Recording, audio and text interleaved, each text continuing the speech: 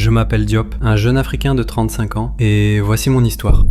Pendant mes 3 ans de service, j'ai été un gynécologue, franc-maçon, magicien sorcier, dans une structure hospitalière de Dakar, prélevant des organes et laissant des semences dans le corps de plusieurs patientes. J'ai fait mes études de médecine en Chine après l'obtention de mon baccalauréat, lorsque je suis rentré à Dakar, après avoir eu mon diplôme, quelques années après. J'avais repris contact avec un vieil ami du lycée qui, lui, avait aussi fait médecine à l'Université des sciences de la santé de Dakar. Ce dernier m'ayant proposé de m'aider, car revenant de l'étranger, il était clair pour lui que j'allais d'abord chômer pas mal de temps, avant de trouver ma place. Il m'a proposé son aide. Hésitant dans ses propos, je ressentais qu'à vue d'œil, il avait très peur de me faire fuir. Mais je savais de quoi il me parlait, je n'étais pas un enfant, mais je voulais qu'il soit un peu plus clair. C'est donc ainsi qu'il m'a avoué qu'il y avait un petit cercle de médecins dans ville qui s'en sortait pas mal. Un petit cercle comment ? Il m'avait répondu, une confrérie composée de plusieurs femmes et d'hommes médecins. Il m'a clairement dit que la base de tout c'était Mami Wata, une sirène, que c'est elle qu'ils adulaient pour être les médecins les plus puissants et plus fortunés.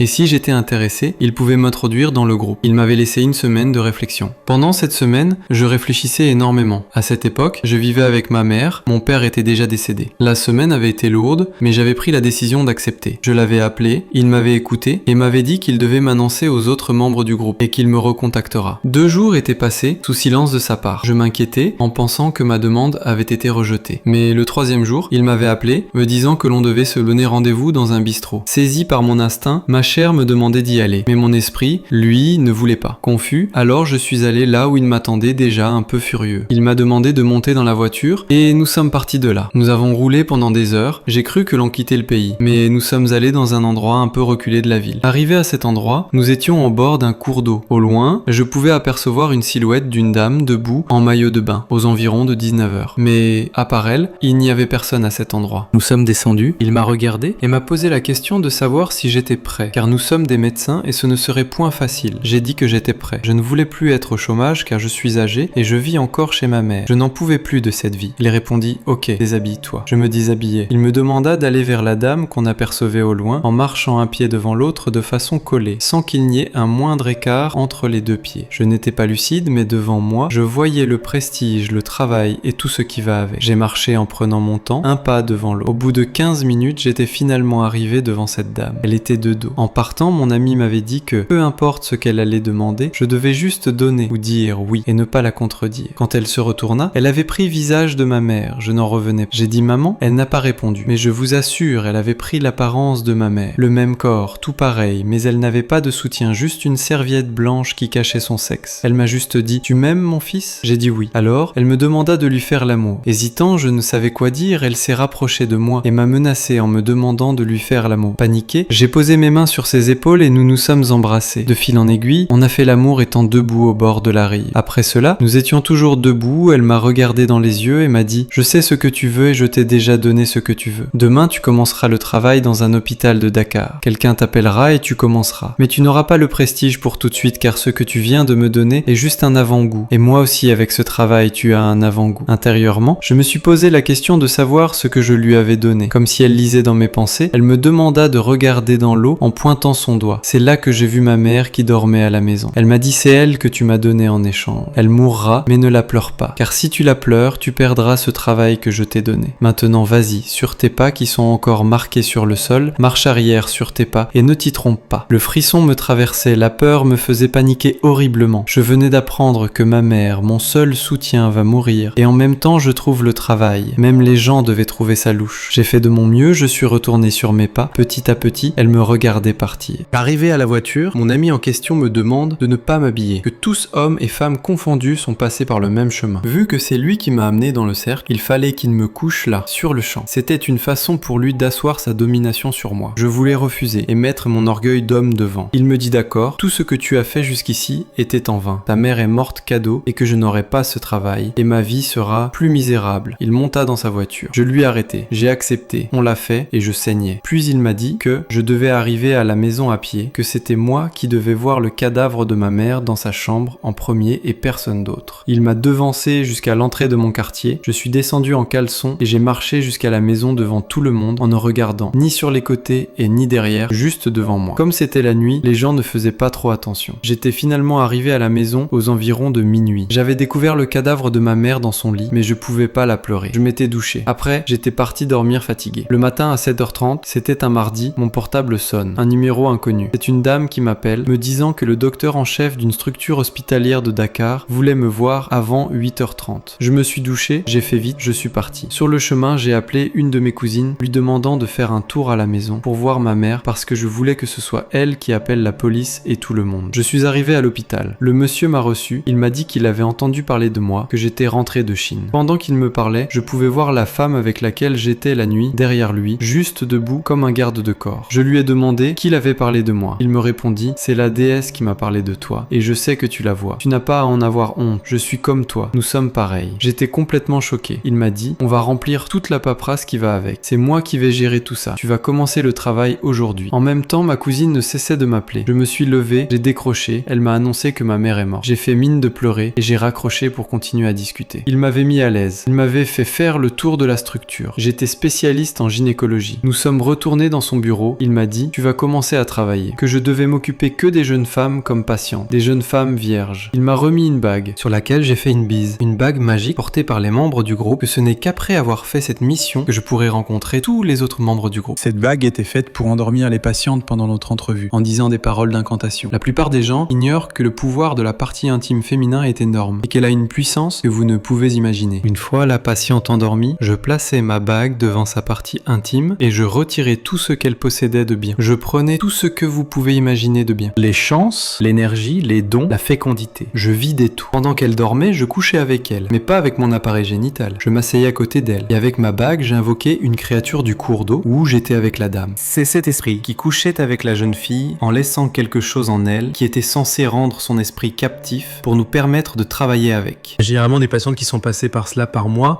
ou par nous ne peuvent pas le savoir parce qu'on les endormait. C'est comme si on mettait sur pause dans leur conscience au moment venu.